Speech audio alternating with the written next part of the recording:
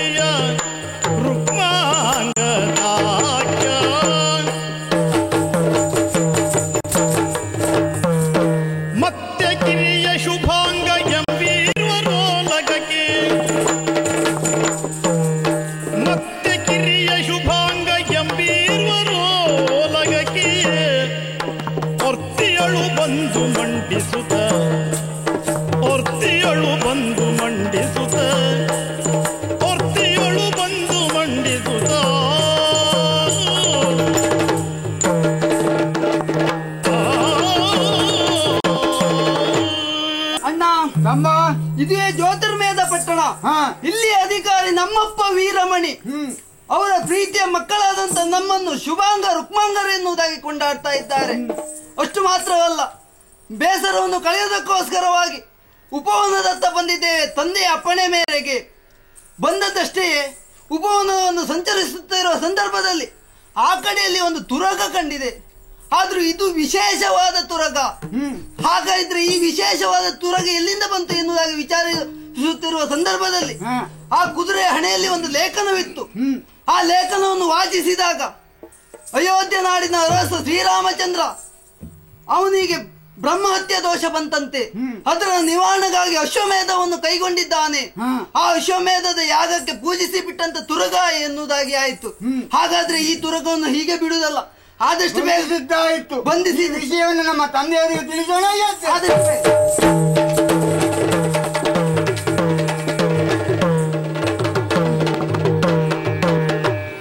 ಧರಣಿ ಪಾಲಕ ವೀರಮಣ್ಯ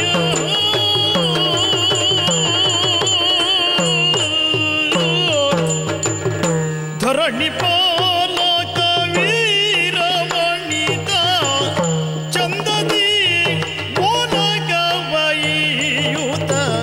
ಚಂದದಿ ಓಲಗವಯುತ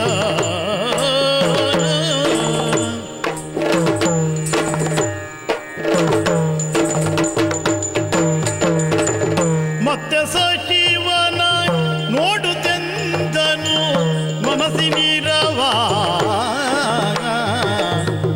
ಮತ್ತೆ ಸಚಿವನ ನೋಡುತ್ತೆಂದನು ಮನಸ್ಸಿನಿರವ.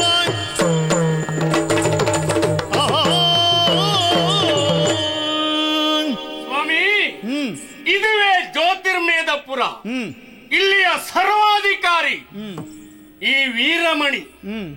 ಎಲ್ಲವರಂತೆ ನಾವಲ್ಲ.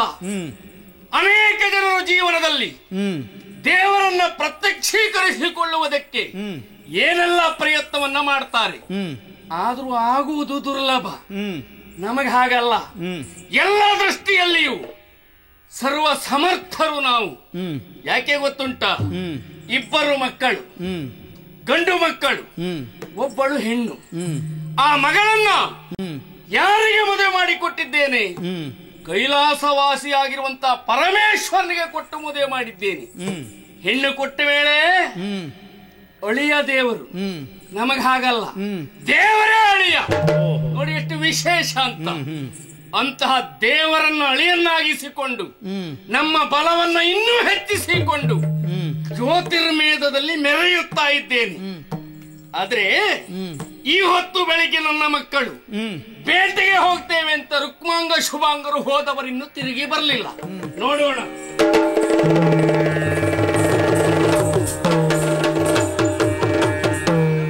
ಶುಭವಾಗಲಿ. ಯಾವ ಕಾಡೆ ಗೈದಿಗಿರಿ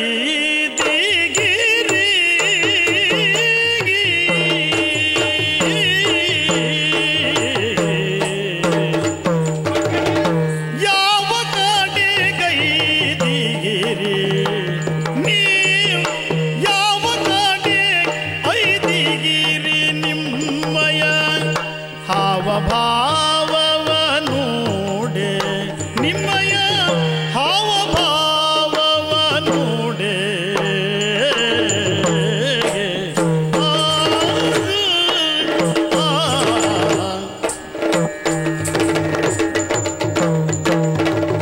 ಪಾವಕಾನೆ ಜ್ವಲಿಪಂತೆ ಕಾಂಬುದು ಪಾವಕಾನೆ ಜ್ವಲಿಪಂತೆ ಕಾಂಬುದು ಯಾವ ಪರಿಯೂ ಪಾವಕನೆ ಜ್ವಲಿಪಂತೆ ಕಾಂಬುದು ಯಾವ ಪರಿಯೂ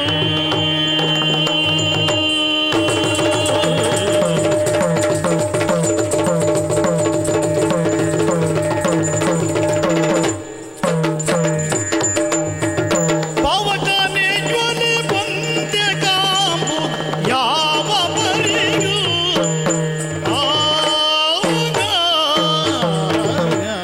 ರುಕ್ಮಾಂಗ, ಶುಭಾಂಗ ತಂದೆ, ನನ್ನಿಂದ ಅಪ್ಪಣೆಯನ್ನ ಪಡೆದು ಹೋದವರು ಹೌದು. ಇಷ್ಟು ಹೊತ್ತಿನ ತನಕ ಯಾಕೆ ಬರಲಿಲ್ಲ ನನ್ನ ಮಕ್ಕಳು ಯೋಚಿಸುತ್ತಾ ಇದ್ದೆ ನಾನು. ಅಷ್ಟು ಹೊತ್ತಿಗೆ ನೀವು ಬಂದ್ರಿ. ಎಲ್ಲೆಲ್ಲೆಲ್ಲ ಹೋದ್ರಿ? ಯಾವ ಕಡೆಯಲ್ಲೆಲ್ಲ ಸಂಚಾರ ಮಾಡಿದ್ರಿ? ಕೇವಲ ಬೇಟೆಯನ್ನಾಡುವುದಕ್ಕೆ ಹೋದವರು ಅಥವಾ ವನದ ಸೌಂದರ್ಯವನ್ನು ಸವಿಯುವುದಕ್ಕೆ ಹೋದವರು? ಏನೇ ಇದ್ದರು ಹೋಗುವಾಗ ಇರುವ ನಿಮ್ಮ ಮುಖಭಾವ ತಿರುಗಿ ಬರುವಾಗ ಇಲ್ಲ. ಕಣ್ಣಿನಲ್ಲಿ ಒಂದು ರೀತಿಯ ಕ್ರಾಂತಿ ಕಾಣುತ್ತಾ ಇದೆ.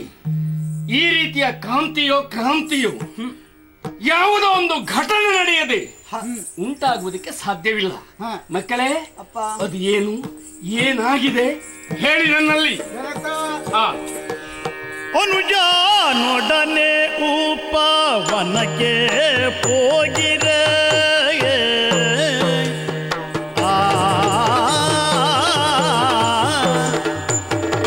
ಅನುಜನೊಡನೆ ಉಪವನಕ್ಕೆ ಹೋಗಿರೆ ನಾನು ತಂದೆ ಕೇಳು.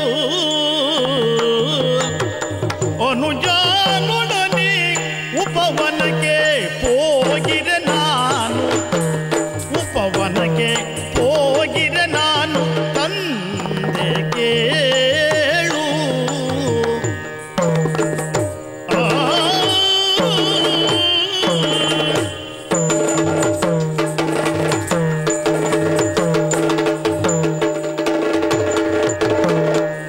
ಪಣೆಯೊಳಗೆ ಲೇಖನವಿದ್ದ ತುರಗವೈ ತಂದಿತು.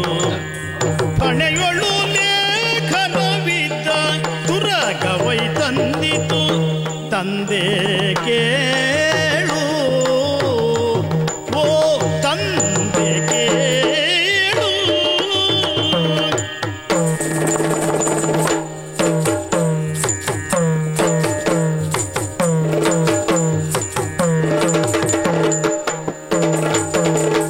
ಅನುಜನೊಡನೆ ಉಪವನಕ್ಕೆ ಹೋಗಿರೆ ನಾನು ತಂದೆ ಕೇಳು, ಓ ತಂದೆ ಕೇಳು.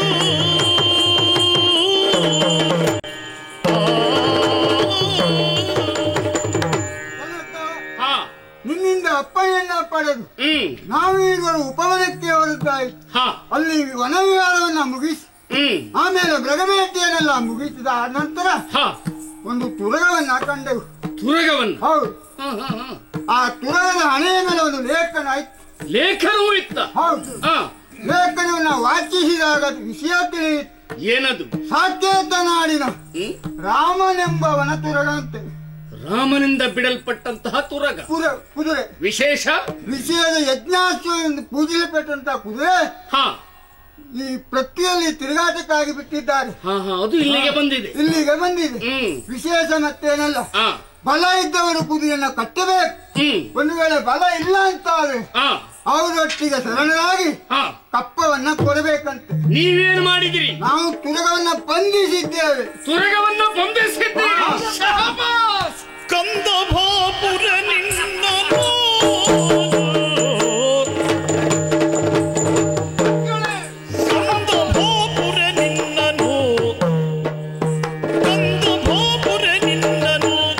ಸುಕೃತ ಫಲದಿಂದ ನಾ ಪಡೆದೀಪೆನು.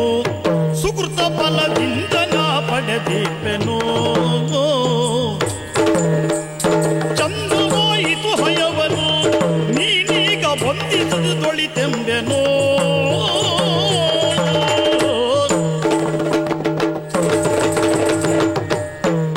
ಕಂದ ಭಾಪುರೆ ಮಕ್ಕಳೇ, ಬಹಳ ಸಂತೋಷ ಆಯಿತು. ಸಿಂಹದ ಹೊಟ್ಟೆಯಲ್ಲಿ ಸಿಂಹವೇ ಹುಟ್ಟೀತಲ್ಲದೆ ಇನ್ನೊಂದು ಜನಿಸುವುದಕ್ಕೆ ಸಾಧ್ಯವಿಲ್ಲ. ನನ್ನಂತ ವೀರನಿಗೆ ಮಕ್ಕಳಾಗಿ ಹುಟ್ಟಿದ ನೀವು ಸಾರ್ಥಕತನದ ಕಾರ್ಯವನ್ನೆಸಗಿದ್ದೀರಿ. ಕುದುರೆಯನ್ನ ಕಟ್ಟಿದ್ದೀರಿ. ಭಾಪುರೆ ಮಕ್ಕಳೇ, ಸಂತೋಷ ಆಯಿತು. ನಾವೇನು ಹೇಡಿಗಳ ಅಲ್ಲವೇ ಅಲ್ಲ. ರಾಮನದ್ದಾದ್ರೇನು, ಇನ್ಯಾರದ್ದಾದ್ರೆ ನಮಗೇನು? ಕುದುರೆಯನ್ನ ಕಟ್ಟಿದ ಮೇಲೆ ಕಾದಾಡಲೇಬೇಕು. ರಾಮಚಂದ್ರ ಒಬ್ಬ ಪ್ರಸಿದ್ಧಿಯನ್ನ ಪಡೆದಂತಹ ವ್ಯಕ್ತಿ ಎಂಬುದು ನಮಗೂ ಗೊತ್ತುಂಟು. ಅಂತಹ ರಾಮಚಂದ್ರನಲ್ಲಿ ಬಲ ಏನಿದೆ ಎಂಬುದು ಗೊತ್ತುಂಟು. ಯುದ್ಧ ಸುಲಭ ಸಾಧ್ಯವೇ, ಆದರೆ ಆ ಅಂಜಿಕೆ ನಮಗಿಲ್ಲ. ಯಾಕೆ? ಪಾವನಾತ್ಮಕ ವರ್ಗನೋ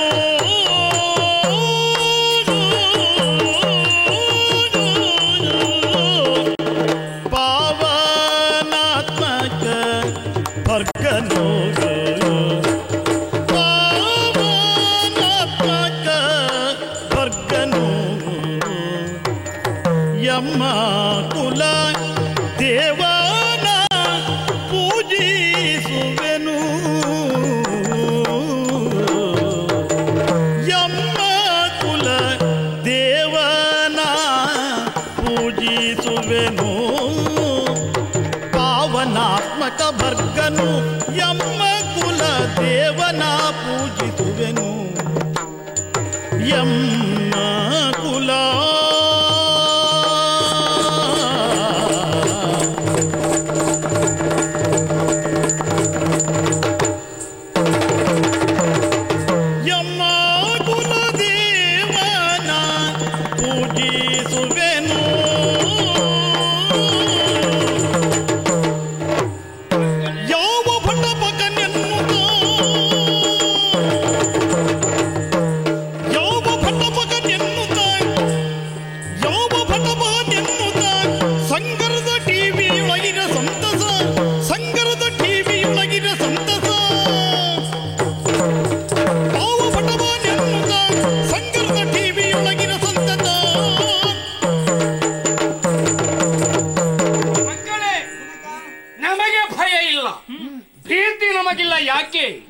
ಭಾವನಾತ್ಮಕ ಬರ್ಗನ್ ಆ ಪರಮೇಶ್ವರ ಅಭಯಂಕರ ಪ್ರಳಯಂಕರ ರುದ್ರ ನಮ್ಮ ಆರಾಧ್ಯ ದೇವರು. ಅಷ್ಟೇ ಅಲ್ಲ, ನನಗೆ ಅಳಿಯ ಅಂತಹ ದೇವರನ್ನೇ ನಾವು ನಮ್ಮ ಪುರದಲ್ಲಿಯೇ ಪೂಜಿಸುತ್ತೇವೆ. ಅವನ ಸಂಪೂರ್ಣ ಅನುಗ್ರಹ ನಮ್ಮ ಮೇಲಿದೆ. ಅಂದ ಮೇಲೆ ರಾಮನ ಬಲವೇನು, ಯಾರ ಬಲವೇ ಬರಲಿ, ಭಯಗೊಳ್ಳುವ ಅಗತ್ಯ ಇಲ್ಲ. ಕುದುರೆಯನ್ನ ಕಟ್ಟಿದ್ದೇವಲ್ಲ, ಕುದುರೆಯನ್ನ ಹುಡುಕಿ ಬಂದವರು ನಮ್ಮಲ್ಲಿ ಯುದ್ಧವನ್ನ ಮಾಡಲೇಬೇಕು. ನಮ್ಮ ಜೀವನದಲ್ಲಿ ಯುದ್ಧ ಬೇಡ ಎಂಬ ಪರಿಸ್ಥಿತಿಯನ್ನ ರಾಮನಿಗೂ ರಾಮನ ಅನುಚರರಿಗೂ ತಂದೀಯಬೇಕು. ನೋಡಿಕೊಳ್ಳೋಣ.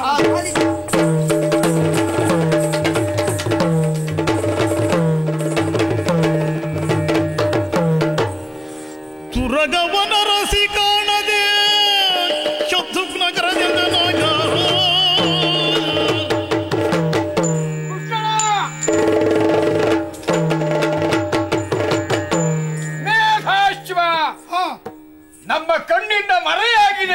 ಹೌದು. ಎಲ್ಲಿ ಹೋಗಿದೆ ಇರುವಂತ ವರ್ತಮಾನ ಬಂತಲ್ಲ. ಇಲ್ಲಿ ಅಧಿಕಾರಿ ಜ್ಯೋತಿರ್ಮೇಧಪುರದ ಅಧಿಕಾರಿಯಾದಂತ ವೀರಮಣಿ ಜ್ಯೋತಿರ್ಮೇಧ ಎಂಬುದು ನಾವು ಚೆನ್ನಾಗಿ ತಿಳಿದುಕೊಂಡಿದ್ದೇವೆ. ಆ ಮೇಧತ್ವದಲ್ಲಿ ಒಂದು ಅಸಾಮಾನ್ಯ ಯೋಗ್ಯತೆ ಇದೆ ಎಂಬುದು ನಾವು ಕಂಡುಕೊಂಡಿದ್ದೇವೆ. ಯಾಕೋ ಕಟ್ಟಿರುವಂತಹ ನಮ್ಮ ಅಶ್ವ ಸುಲಭವಾಗಿ ಬಿಟ್ಟು ಕೊಡುವ ಹಾಗಿಲ್ಲ. ಯಾಕೆ ಒಂದು ಅಹಂಕಾರ ಇದೆ, ಹೂಂಕಾರ ಇದೆ, ಭಯಂಕರ, ತನ್ನ ಮನೆಯ ಅಳಿಯನಾಗಿದ್ದಾನೆ. ಹಾಗಾಗಿ ನಾವು ಯೋಚಿಸುವಂತಹ ಪ್ರಸಂಗ ಸನ್ನಿಹಿತವಾಯ್ತಲ್ಲ. ಹಾಗಂತ ನೇರವಾಗಿ ಹೋಗಿ ನಾವು ಈಗ ಯುದ್ಧವನ್ನು ಸಾರುವುದಲ್ಲ. ಯಾಕೆ ಅಂದ್ರೆ ಇದು ರಾಮ ಕಾರ್ಯ. ರಾಮ ಕಾರ್ಯಕ್ಕೆ ಭಂಗ ತರುವಂತ ಒಂದು ಬುದ್ಧಿ ಅವನಲ್ಲಿ ಇರ್ಲಿಕ್ಕಿಲ್ಲ. ಅದನ್ನ ಪರೀಕ್ಷಿಸಬೇಕು ಅಂತಾದ್ರೆ ಏನಾದ್ರೂ ಒಂದು ಸಂಧಾನದ ಉಪಾಯ ಹುಡುಕಬೇಕು. ಎಲ್ಲವನ್ನಕ್ಕಿಂತ ಪ್ರಧಾನವಾದ ಸಂಧಾನ. ಸಂಧಾನಕ್ಕೆ ಹೋಗುವವರು ಯಾರಿದ್ದಾರೆ? ರಾಮ ಭಟ್ಟ ಅಂತ ಹನುಮಂತನೇ ಸರಿ. ಹನುಮ ಜಯ ಜಯ ರಾಮ ಜಯ ಘನ ಶ್ಯಾಮ ಜಯ ಜಯ ಶ್ರೀರಾಮ ಜಯ ಜಯ ಶ್ರೀರಾಮ.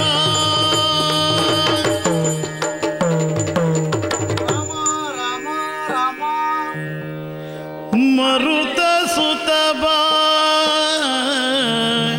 ಚದುರ ನಿನಗೆ ಮರುತ ಸುತ ಬಾ ಚದುರ ನಿನಗೆ ತೆರಳು ಸಂಧಾನಕ್ಕೆ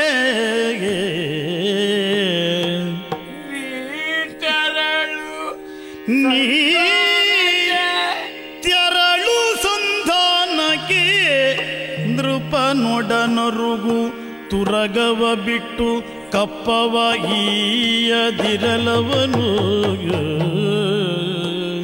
ಭೂಪನೊಳು ನೀನರು ತುರಗವ ಬಿಟ್ಟು ಕಪ್ಪವ ಈವಂತೆಗೆ ಮರುತ ಸುತಬ ಚತುರ ನಿನಗೆ ಬಾ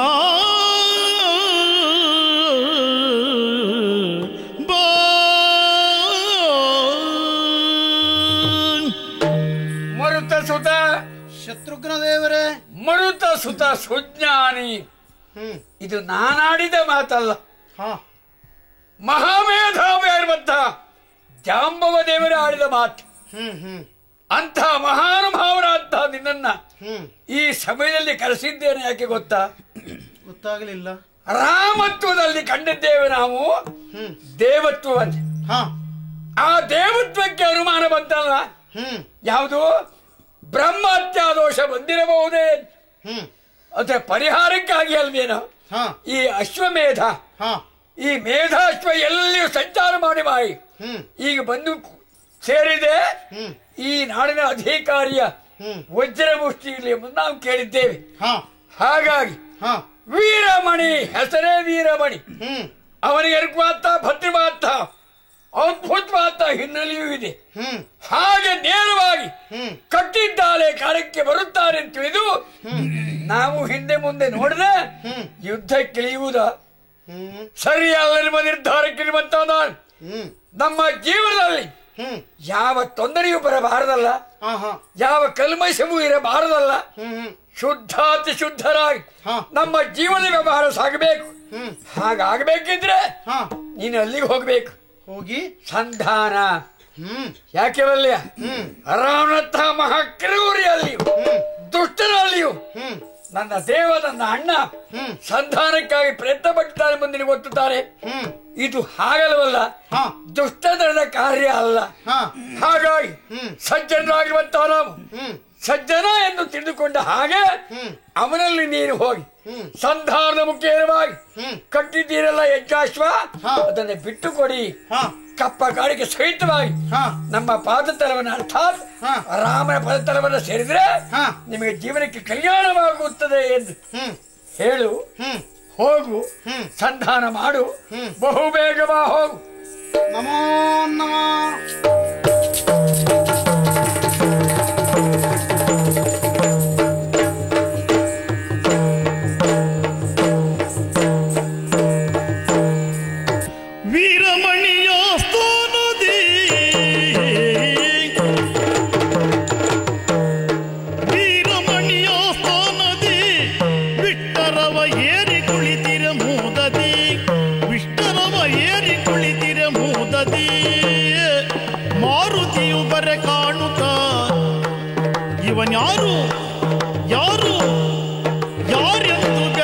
ಸಾಗುತ್ತಾ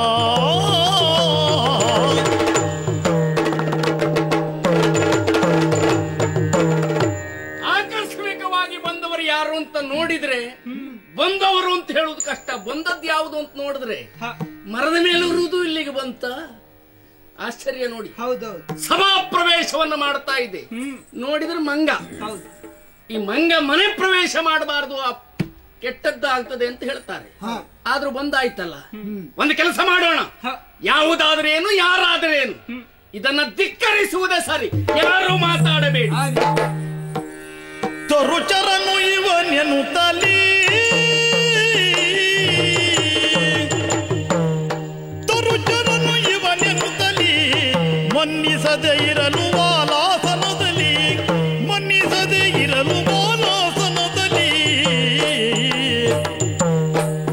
ಧರಣಿ ಪಾಲಕನಿದಿರಳು ಧರಣಿ ಪಾಲಕನಿದಿರಳು ಮಂಡಿಸಿದ ಮಾರುತಾತ್ಮ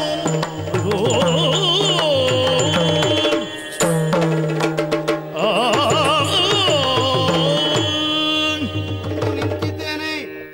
ಆದರೆ ಯಾರೂ ಕೂಡ ನನ್ನನ್ನ ಮಾತನಾಡಿಸುವಂತಹ ಸಾಮಾನ್ಯ ಜ್ಞಾನವೂ ಇವರಿಗಿಲ್ಲ. ಏನೇ ಆಗಲಿ ಅಂತೆ ನನಗೆ ಆಸನವನ್ನ ಇವರು ಈಯದೇ ಇದ್ದರೇನಂತೆ.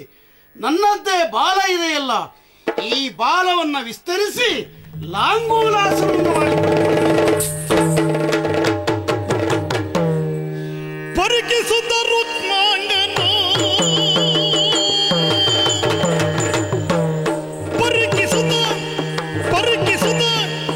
ಪರಿಕಿಸುತ್ತ ರುಕ್ಮಾಂಗನು ವನಚರನೆ ಬರಲೇನು ಮದ ಮೂರ್ಖನು ವನಚರನು ಬರಲೇನು ಮದ ಮೂರ್ಖನು ಧರಣಿ ಪಾಲಕನಿದಿರಳು ಮಂಡಿಸಿದ ಸರಿಸಮನೆ ವಿಕ್ರಮದೊಡು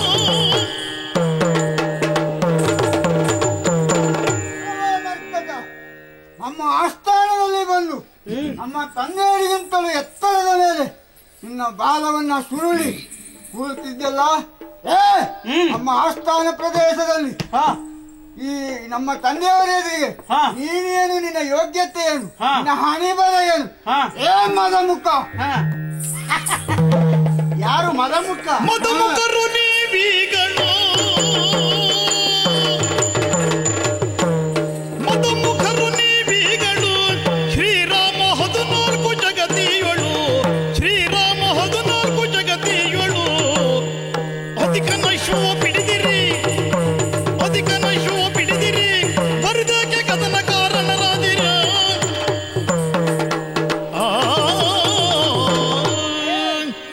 ಯಾರು ಮದಮುಖರು? ನಾನಲ್ಲ, ನೀವು. ಈ ಆಸ್ಥಾನ ಮಂಟಪವನ್ನು ನಾನು ಪ್ರವೇಶಿಸುವುದಕ್ಕೆ ಕಾರಣ ನಾನು ಸಂಧಾನಕಾರಿಯಾಗಿ ಬಂದಿದ್ದೇನೆ. ಅಲ್ಲಿಂದ ಬಂದ ನಾನು ಆ ರೀತಿಯಾಗಿ ನಡೆದುಕೊಳ್ಳಲಿಲ್ಲ. ನಡೆದುಕೊಂಡವರು ನೀವು. ನೀವು ಅಂದರೇನು? ಇದೋ ಇಲ್ಲಿ ಕುಳಿತಿದ್ದಾನಲ್ಲ ಇವನು, ರಾಮನ ಅಶ್ವಮೇಧದ ಕುದುರೆಯನ್ನ ಬಂಧಿಸುವುದರ ಮೂಲಕ ನೀವು ನಿಮ್ಮದಾದಂತಹ ಸೊಕ್ಕನ್ನ ಮೆರೆದಿದ್ದೀರಿ. ವೀರಮಣಿಯು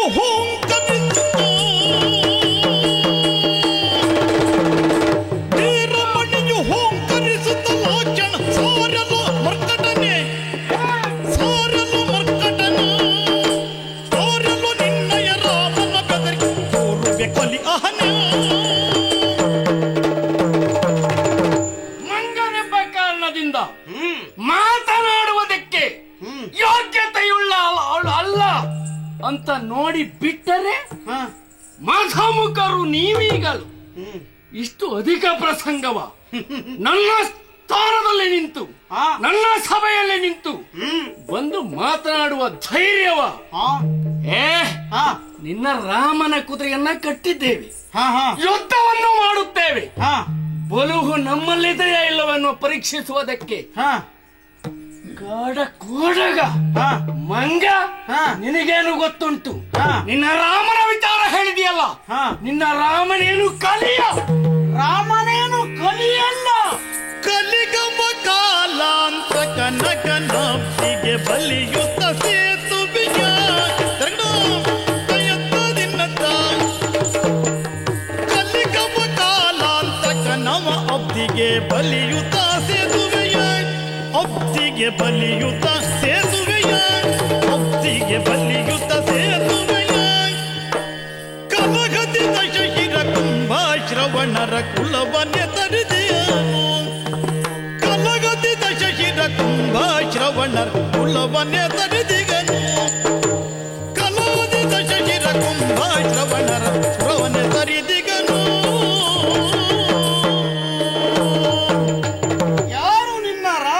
ಕಲಿಯೋ ಏನ್ ಮತ್ತೆ ಕಲಿಯಲ್ಲ ಕಾಲಾಂತಕನು. ಕಾಲನಿಗೆ ಕೊನೆಯನ್ನ ಕಾಣಿಸುವಂತಹ ಸಾಮರ್ಥ್ಯ ಉಳ್ಳವನು ನಮ್ಮ ಶ್ರೀರಾಮ ಎನ್ನುವುದನ್ನ ಈಗಾಗಲೇ ಅನೇಕ ರೀತಿಯ ತನ್ನ ಕಾರ್ಯಗಳನ್ನ ಮಾಡುವುದರ ಮೂಲಕ ಕೀರ್ತಿವಂತನಾಗಿದ್ದಾನೆ. ಏನಂತಹ ಕಾರ್ಯ? ಒಂದೋ ಎರಡೋ ಶ್ರೀರಾಮಚಂದ್ರ ಮಾಡಿದ ಕಾರ್ಯಗಳು ಅನೇಕ ಇದ್ದಾವೆ. ಎಲ್ಲವುಗಳನ್ನ ಈ ಸಂದರ್ಭದಲ್ಲಿ ಹೇಳುವುದು ಅಪ್ರಸ್ತುತ. ರಾಮನೇನು ಎನ್ನುವುದು ನಮಗೆ ಗೊತ್ತುಂಟು. ಕಲಿಗವ ಕಾಲಾಂತಕನು ಮಾತ್ರವಲ್ಲ, ಅನೇಕ ದುಷ್ಟರ ಸಂಹಾರವನ್ನ ಮಾಡಿದ್ದಾನೆ. ದಶಕಂಠನೆ ಮೊದಲಾದವರ ಸಂಹಾರವನ್ನ ಮಾಡುವುದರ ಮೂಲಕ ಲೋಕದಲ್ಲಿ ತನ್ನದ್ದಾದಂತಹ ವಿಶ್ವ ವಿರಾಟ್ ಸ್ವರೂಪವನ್ನ ಸ್ಥಾಪಿಸಿದವ. ಅದು ಗೊತ್ತುಂಟು ನಿನಗೆ? ಅವ ಲಂಕೆಗೆ ಹೋಗಿ ಸೀತೆಯನ್ನ ತಂದಿದ್ದಾನೆ. ಮಾತ್ರವಲ್ಲ, ರಾವಣಾದಿ ಕಳರನ್ನ ನಾಶ ಮಾಡಿದ್ದಾನೆ. ಕುಂಭಕರ್ಣನೆ ಮೊದಲಾದವರನ್ನ ಸದೆ ಬಡಿದಿದ್ದಾನೆ. ಸೀತೆಯನ್ನ ಕದ್ದುಕೊಂಡು ಹೋದ ಮೇಲೆ ಯುದ್ಧ ಮಾಡಿ ಅವಳನ್ನ ಪಡೆದುಕೊಂಡಿದ್ದಾನ. ಏನು ಅಲ್ಲೋ ಅದು?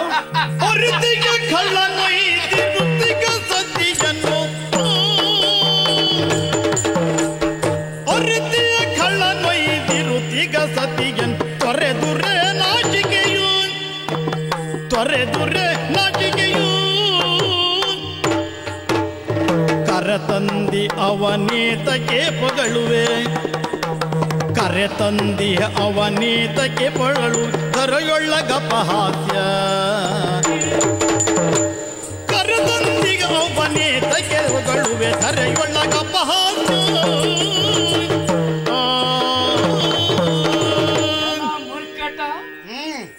ಶತಯೋಜನ ವಿಸ್ತೀರ್ಣವಿರುವಂತಹ ಸಮುದ್ರಕ್ಕೆ ಸೇತುವೆಯನ್ನ ಬಲಿದು ನಿನ್ನ ರಾಮಚಂದ್ರ ಕಪಿಗಳನ್ನೆಲ್ಲ ಕೂಡಿಕೊಂಡು ಈ ಮಂಗರ ಜಾತಿ ಕಟ್ಟಿಕೊಂಡು ಹೋದ ಲಂಕೆಗೆ. ಅವರನ್ನೆಲ್ಲ ಕೊಂದ. ಆಮೇಲೆ ಮೊದಲೇ ಕೊಂಡೊಯ್ದಿರುವ ಸೀತೆಯನ್ನ ಬಿಡಿಸಿಕೊಂಡು ಬಂದ. ನಿನ್ನ ರಾಮ ಮರ್ಯಾದೆ ಸತ್ತಮ. ಕೆಲವು ದಿನಗಳ ಪರ್ಯಂತರವಾಗಿ ಹೆಂಡತಿ ಅವನೊಟ್ಟಿಗಿಲ್ಲ. ಎಳೆದೊಯ್ದವ ರಾವಣ ಮೊದಲೇ ಖಳ. ಅವ ಯಾಕೆ ಕೊಂಡೊಯ್ದ? ಸೀತೆಯನ್ನು ಪಡೆಯುವುದಕ್ಕಾಗಿ, ಅನುಭವಿಸುವುದಕ್ಕಾಗಿ ಕೊಂಡೊಯ್ದ. ಆಗ ಇವ ಅಲ್ಲಿಲ್ಲ. ಆಮೇಲೆ ಹೋದ, ಅವರನ್ನೆಲ್ಲ ಕೊಂದ, ಸೀತೆಯನ್ನು ಕರೆದುಕೊಂಡು ಬಂದ. ನಾಚಿಕೆಗೇಡು.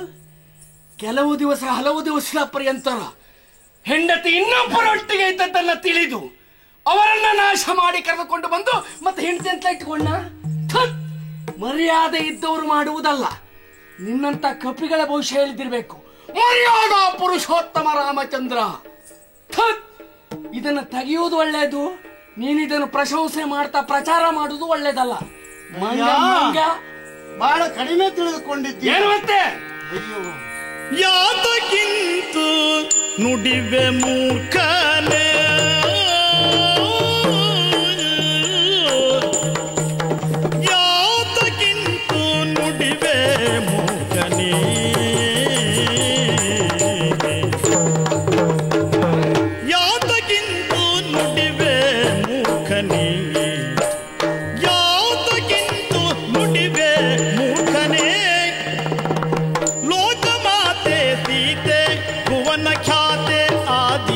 ಶಕ್ತಿ ಮೂಢನೇ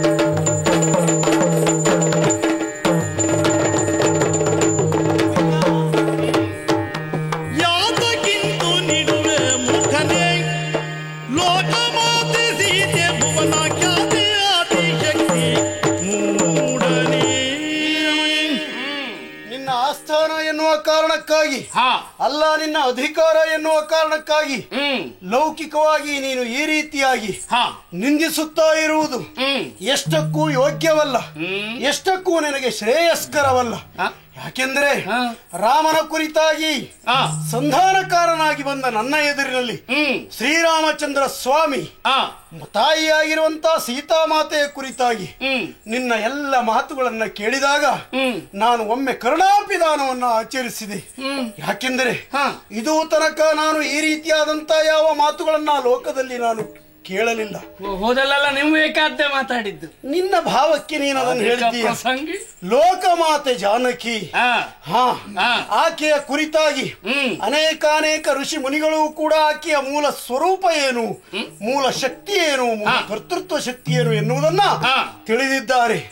ಸಾಕ್ಷಾತ್ ವಿಶ್ವ ವಿರಾಟ ಸ್ವರೂಪನಾದ ಮಹಾವಿಷ್ಣುವಿನ ಅವತಾರವೇ ಪ್ರಭು ಶ್ರೀರಾಮಚಂದ್ರ ಸ್ವಾಮಿ. ಹಾಗೆ ಆದಿಮಾಯೆ ಆದಿಶಕ್ತಿ ಆಕೆಯ ಅಂಶ ಸಂಭೂತವಾಗಿ ಅವತರಿಸಿರುವವಳು ಸೀತಾಮಾತೆ. ಅಂತಹ ಸೀತಾಮಾತೆಯ ಕುರಿತಾಗಿ ನೀನು ಈ ರೀತಿಯ ಲಘು ಮಾತುಗಳನ್ನ ಆಡುತ್ತಾ ಇದ್ದೀಯ. ಖಂಡಿತ ಇದು ಸಲ್ಲದು. ಯಾಕೆಂದರೆ ಹಿಂದೊಂದು ಕಾಲದಲ್ಲಿ ಆದಿಮಾಯಿಯಾಗಿ ಆಕೆ ಮಾಡಿದಂತ ಅನೇಕ ಕಾರ್ಯಗಳು ಋಷಿ ವಂದನೀಯ ಶ್ಲಾಘನೀಯವಾಗಿದ್ದಾವೆ. ಹೀಗಿರುವಾಗ ಏನನ್ನೂ ತಿಳಿಯದೆ ಏನೋ ಕೆಲವೊಂದಿಷ್ಟು ವಿಚಾರಗಳನ್ನ ನೀನು ನಿನ್ನಷ್ಟಕ್ಕೆ ಹೇಳುತ್ತಿದ್ದೀಯ. ಖಂಡಿತ ಇದು ಸಲ್ಲದು.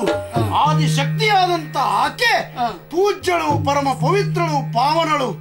ನಿನಗಿದೆಲ್ಲ ಎಲ್ಲಿಂದ ಗೊತ್ತಾಗಬೇಕು? ಇದೊಂದು ವಿಚಿತ್ರ ಮಂಗ. ಹೌದು, ರಾಮಚಂದ್ರ ಮತ್ತು ಸೀತೆ ಪ್ರಕೃತಿ ಪುರುಷರ ಖಂಡಿತ ಅಲ್ಲ ಅಲ್ಲ.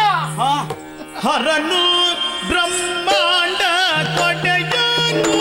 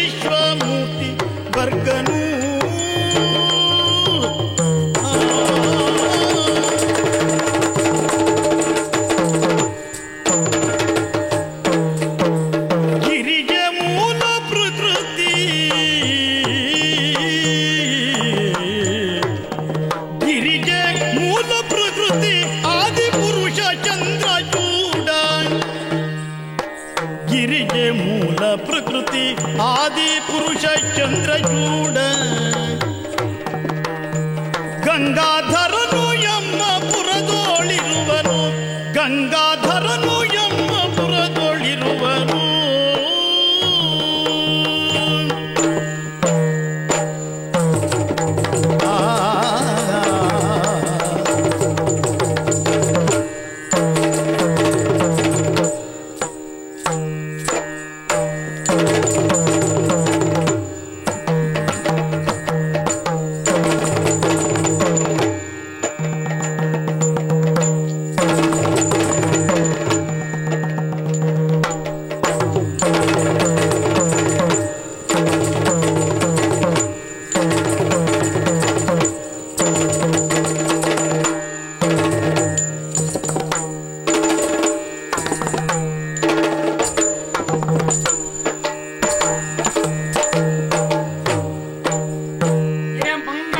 ಗಂಗಾಧರನು ಎಂಬ ಪುರದೊಳಿರುವನು,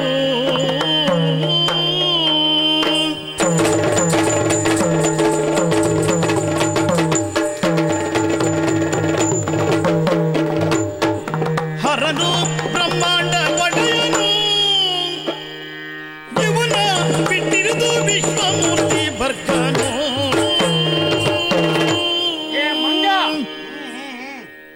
ನೀನು ರಾಮಚಂದ್ರನ ಬಗ್ಗೆ ಏನಾದ್ರು ಕತೆ ಹೇಳ್ತೀಯ? ಅಲ್ಲ, ಸತ್ಯಸ್ಥಿತಿ ಇದು. ಬಿಡಯ್ಯ, ಒಂದು ಮಂಗನಿಂದಲೂ ಹಾ, ಸತ್ಯವನ್ನ ತಿಳಿಯಬೇಕಂತ ಅನಿವಾರ್ಯತೆ ನನ್ನ ಜೀವನದಲ್ಲಿ ಇಲ್ಲ. ಏನು ಮಾಡೋಣ? ಗೊತ್ತಿಲ್ಲದೆ ಇದ್ದವರಿಗೆ, ಹಾ, ಪ್ರಪಂಚ ಜ್ಞಾನ ಇಲ್ಲದಿದ್ದವರಿಗೆ ಹಾ, ಈ ಕತೆ ಹೇಳು. ಹಾ, ಇದ್ರೂ ಇರಬಹುದು, ಅಷ್ಟಾರು ತಿಳಿದಾರು. ಹಾಗಾದ್ರೆ ಇದಕ್ಕಿಂತ ಹೆಚ್ಚು ಸತ್ಯ ನಿನಗೆ ಗೊತ್ತಿದೆ. ನಾನು ಹೇಳುವುದೇ ಸತ್ಯ. ಹೌದಾ? ಮತ್ತೆ ಹಾ, ಇದಕ್ಕೆ ಮತ್ತೆ ತಿದ್ದುಪಡಿ ಇಲ್ಲ, ಅನುಮಾನವೇ ಇಲ್ಲ. ಹಾ, ಹರನು ಬ್ರಹ್ಮಾಂಡ ಕೊಡೆಯನು. ನಿನಗೆ ವಿಷಯ ಗೊತ್ತಿಲ್ಲ. ರಾಮಚಂದ್ರ ಅವತಾರಿಯ, ಹರಿಯು ಬ್ರಹ್ಮಾಂಡ ಕೊಡೆಯನು. ಬೇಡ, ಹಾ, ಹರಿಯು ಬ್ರಹ್ಮಾಂಡ ಕೊಡೆಯನು. ಹಾ, ಬ್ರಹ್ಮಾಂಡಕ್ಕಲ್ಲ, ನೀನಿರು ವನಕ್ಕೆ ಅಧಿಕ. ಏನ ಹರನ ವಿಚಾರದಲ್ಲಿ ಹಾ, ನಿನಗೇನು ಗೊತ್ತು? ತ್ರಿಮೂರ್ತಿಗಳಲ್ಲಿ ಒಬ್ಬ ಭಯಂಕರ ಲಯಕಾರಿ ಪರಮೇಶ್ವರ ದುಷ್ಟ ಶಕ್ತಿಗಳನ್ನ ಹಾ, ನಾಶ ಮಾಡಿ ಹಾ, ಪ್ರಪಂಚದಲ್ಲಿ ಧರ್ಮ ನೆಲೆಸುವುದಕ್ಕೆ, ಹಾ, ಸುಭಿಕ್ಷೆ ಉಂಟಾಗುವುದಕ್ಕೆ ಹರನೇ ಬೇಕು. ಮನಸ್ಸು ಮಾಡಿದರೆ ತ್ರಿನೇತ್ರಧಾರಿಯಾಗುವಂತ ಹರ ಹಾ, ಉರಿಗಣ್ಣನ್ನ ಬಿಟ್ಟನಾದರೆ ಹಾ, ಉರಿದು ಹೋಗುತ್ತದೆ. ಹಾ, ಅಂತ ಶಕ್ತಿಯುಳ್ಳವ ಹಾ, ಬ್ರಹ್ಮಾಂಡಕ್ಕೆ ಒಡೆಯನು. ಹಾ, ಹಾ, ಹಾ, ಮೂಲ ಪ್ರಕೃತಿ ಯಾರು? ಹಾ, ಶಕ್ತಿ ದೇವತೆ. ಹಾ, ಕೇಳಿದೀಯ? ಹಾ, ಶಕ್ತಿ ದೇವತೆ ಅಂದ್ರೆ ಗಿರಿಜೆ. ಸೀತಾ ಮಾತೆ. ಮುಚ್ಚಬಾಯ್. ಸೀತಾ ಮಾತೆಯ ಅವಳೇ ಗಿರಿಜಾ ಮಾತೆ, ಹಾ, ಹಾ, ಅವಳೇ ಪಾರ್ವತಿ ದೇವಿ. ಹಾ, ಶಕ್ತಿ ದೇವತೆಯೇ ಹಾ, ಪಾರ್ವತಿ. ಆ ಪಾರ್ವತಿ ಮೂಲ ಪ್ರಕೃತಿ. ಪುರುಷ ನಮ್ಮ ಶಂಕರ ದೇವ. ಅವರಿಬ್ಬರನ್ನ ಬಿಟ್ಟು ಪ್ರಪಂಚ ಇಲ್ಲ. ಅಂತಹ ಆ ಪರಮಾತ್ಮನಾದಂತಹ ಶಂಭು. ಆ ಶಂಭು ಹಾ, ಹಾ, ಯಾವ ಶಂಭು? ನೀನ್ ಹೇಳಿದ ಶಂಭು ಪರಮೇಶ್ವರ. ಹಾ, ಹಾ, ಹಾ, ಕೈಲಾಸಗಿರಿಯಲ್ಲಿರುವವ ಹಾ, ಇದ್ದಾನೆ. ಎಲ್ಲಿ ಇದ್ದಾನೆ. ಅದಕ್ಕೆ ಮಂಗ ಅಂತ ಹೇಳುವುದು. ಇಲ್ಲಿ ಹಿಡ್ಕೋದೇನು ನೀನು? ನಿನಗೂ ಒಂದು ಭಾವಾರ್ಥ ಆಗಿ ಇದ್ದಾನೆ. ನಿನ್ನ ಜೀವನದಲ್ಲಿ ಭಾವದ ಲೇಪ ಆದ್ರೂ ಉಂಟ, ಗಂಧ ಆದ್ರೂ ಉಂಟ. ನೋಡು, ಆ ಹರ ಯಾರು ಗೊತ್ತುಂಟ? ಯಾರು? ನನ್ನ ಮಗಳಿಗೆ ಗಂಟ. ಓಹೋ, ಹಾಗೆ ಇದ್ದಾನೆ ಅಂದ್ರೆ ಅಧಿಕ ನಿಮ್ಗೆ ಯಾರು ಅಧಿಕ ಹೇಳ್ಕೊಳ್ಸಿದ್ದಾರೆ ಅಷ್ಟೇ, ಬೇರೆ ಗೊತ್ತಿಲ್ಲ. ಆ ಹರ ಮೊದಲಿನಿಂದಲೂ ದೊಡ್ಡವ. ಆ ದೊಡ್ಡವ ನನಗೆ ಅಳಿಯ. ಓಹೋ, ಹಾ, ನಿನಗೆ ಅಳಿಯ. ಹೌದೌದೌದೌದು. ಆ ಪ್ರತ್ಯಕ್ಷ ದೇವರನ್ನೇ ನಾವು ಪೂಜಿಸುತ್ತೇವೆ. ಹರಗಿರಿಜೆಯರಲ್ಲದೆ ಲೋಕಾಂತರದಲ್ಲಿ ಪ್ರಪಂಚದಲ್ಲಿ ಇನ್ನೊಬ್ಬರಿಲ್ಲ. ಇದು ನಿನಗೆ ಭಾಷೆ ಅರ್ಥ ಆದರೆ ನಿಮಿಷ ನಿಲ್ಲಬೇಡ, ನಿವಾಳಿಸಿ.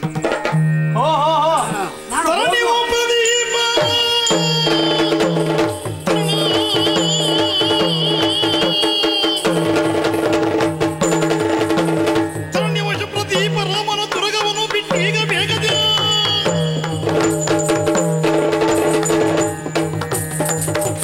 ಕಲವನ್ನು ಬಿಚ್ಚು ಹಾಕಿನಿಗ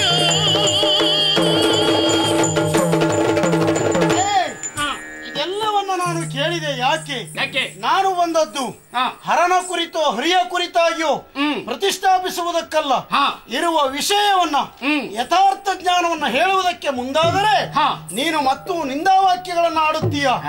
ಆ ಕಾರಣದಿಂದ ಈ ನಿಂದಾವಾಕ್ಯಗಳನ್ನ ನಾನು ಕೇಳಲಾರೆ. ನಾನು ಬಂದಿರುವ ಕಾರ್ಯ ಶ್ರೀರಾಮನ ತುರಗವನ್ನ ಬಂಧಿಸಿರುವಂತಹ ನೀವು ಶ್ರೀರಾಮ ಮಾಡುವಂತಹ ಈ ಕಾರ್ಯಕ್ಕೆ ಸಹಭಾಗಿಗಳಾಗಿ ಬರಬೇಕಿತ್ತು. ಅದನ್ನ ಬಿಟ್ಟು ಬಂಧಿಸಿದ್ದೀರಾ. ಬಂಧಿಸಿದ ತುರಗವನ್ನು ನೀವು ಬಿಟ್ಟು ಕೊಟ್ಟರೆ ಒಳ್ಳೆಯದ್ದು. ಅದಲ್ಲ ಅಂತಾದರೆ ರುಂಡ ಮುಂಡಗಳೆರಡು ಚೆಂಡಾಡಿ ಹೋಗಬೇಕಾಗಿತ್ತು. ರುಂಡ ಮಾಲದಾರಿ ನಮ್ಮಲ್ಲಿರುವಾಗ ರುಂಡ ಮುಂಡ ಬೇರಾಗ್ತದೆ.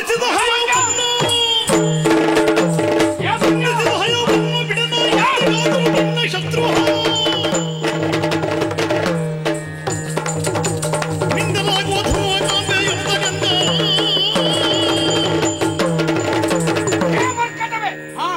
ಏನು ಕಟ್ಟಿದ ಕುದುರೆಯನ್ನು ಬಿಡಬೇಕು. ಬಿಡು. ಏನು ಬಿಡುವುದು? ಬಿಡುವುದಕ್ಕೆ ಕಟ್ಟಿದ್ದಲ್ಲ, ಮತ್ತೆ ನಮ್ಮ ಪೌರುಷ ನಿನಗಿನ್ನೂ ತಿಳಿದಿಲ್ಲ.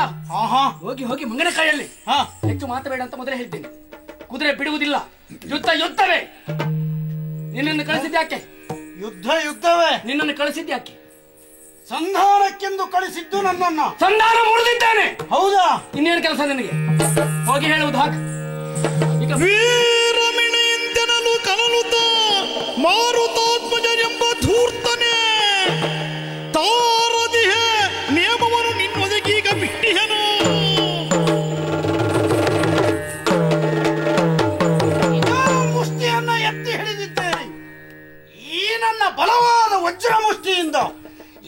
ರುಂಡ ಮುಂಡಗಳನ್ನ ಮುಂಡರಿಸುತ್ತಿದ್ದೆ. ಆದರೆ ಅಂತರ್ಮುಖಿಯಾಗಿ ಯೋಚಿಸುತ್ತಾ ಇದ್ದೇನೆ. ಏನು ಶ್ರೀರಾಮಚಂದ್ರನ ಭಕ್ತನಾಗಿ ಕೇವಲ ಸಂಧಾನ ಕಾರ್ಯವನ್ನು ಮಾಡುವುದಷ್ಟೇ ನನಗೆ ಕೊಟ್ಟ ಆಣತಿ. ಅದಲ್ಲ ಅಂತಾಗಿದ್ದಿದ್ದರೆ ನಿನ್ನನ್ನ ಪಡೆಯುತ್ತಿದ್ದೆ, ಮುಕ್ಕುತ್ತಿದ್ದೆ. ರಾಮನ ಆಣತಿ ಅದಕ್ಕಿಲ್ವಲ್ಲ. ನಡೆದ ವಿಚಾರಗಳು ಮುರಿದು ಬಿದ್ದ ಸಂಧಿಯ ಪ್ರಕರಣವನ್ನಷ್ಟೇ ಹೇಳುತ್ತೇನೆ.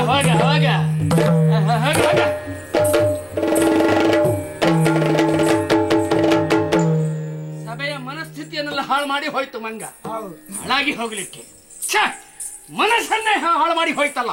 ಹೋಗಲಿ, ಹೋಗಿ ಹೇಳಿದ ಮೇಲೆ ಇಲ್ಲಿಗೆ ನಿಲ್ಲುವುದಿಲ್ಲ ಪ್ರಕರಣ. ಏನಾದಿತ್ತು ನೋಡೋಣ ಅಂತ ಬನ್ನಿ.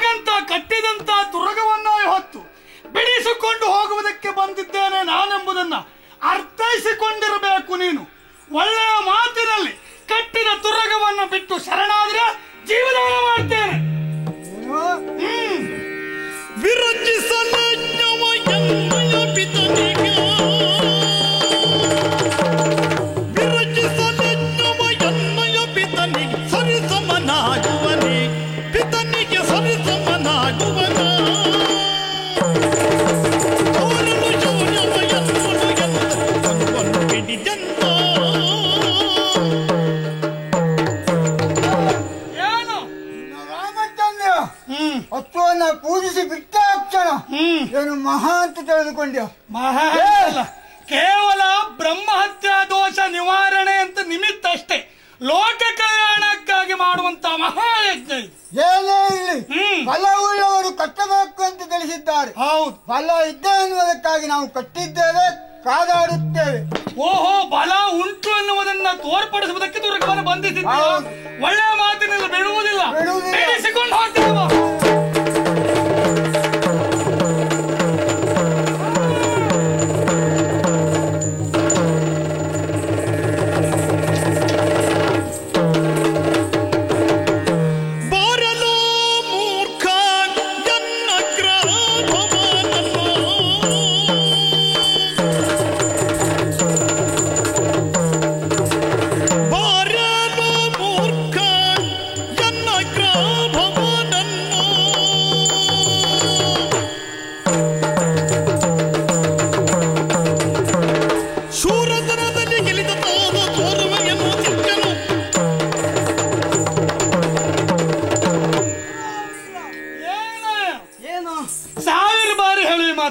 ಯಾಕೆ ಎಲ್ಲವೋ ವೀರ? ಎಲ್ಲವೋ ಅಂದ್ರೆ ಏನು?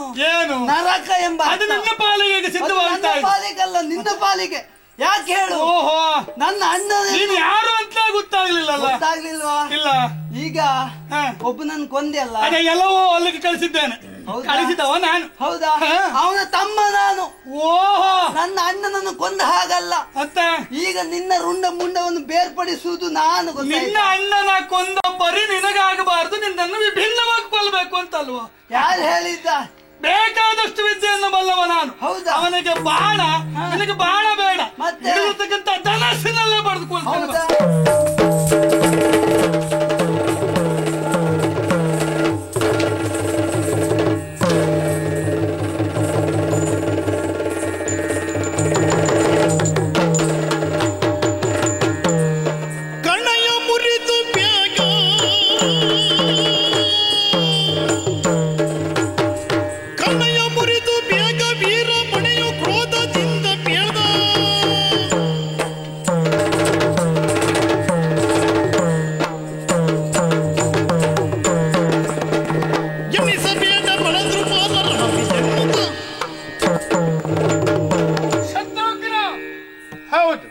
ನಮ್ಮ ಸೇನೆ ಎಲ್ಲ ಬಿದ್ದಿದೆ.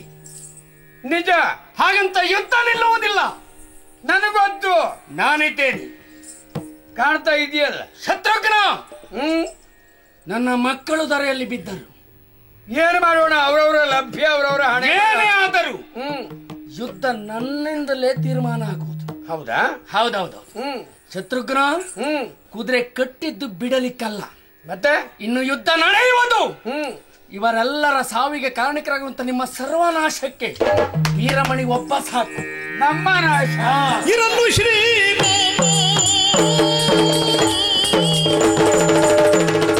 ಇರಲು ಶ್ರೀರಾಮ ಕರುಣ ದುರದಲ್ಯಾನು ಗಣ್ಯ ದುರದಲ್ಯಾನು ಗಣ್ಯ ನಿನ್ನ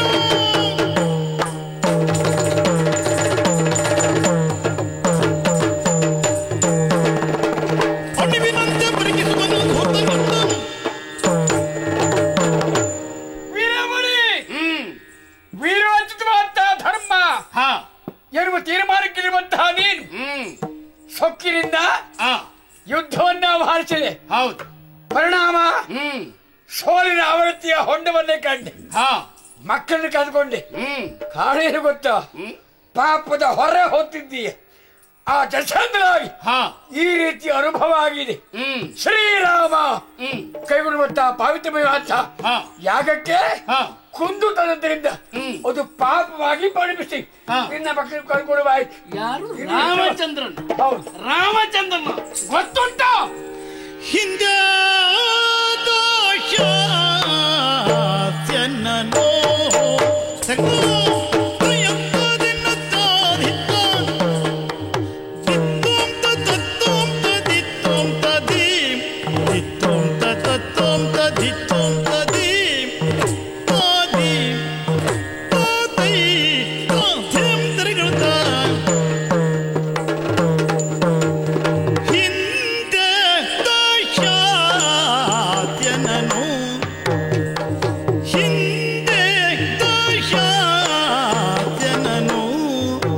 ದೈವದ ಬಲದಿಂದ ಇರಿದೀಗ ರಾಮನು ದೈವದ ಬಲದಿಂದ ಇರಿದೀಗ ರಾಮನು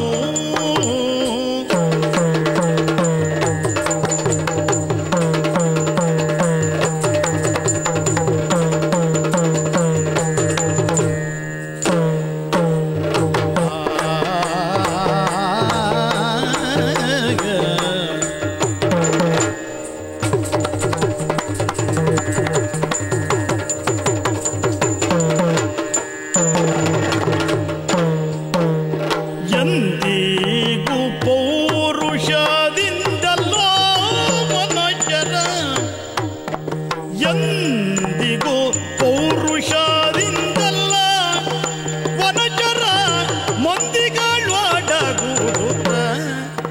ವನಜರ ಮಂದಿಗಳಾಡಗುತ್ತ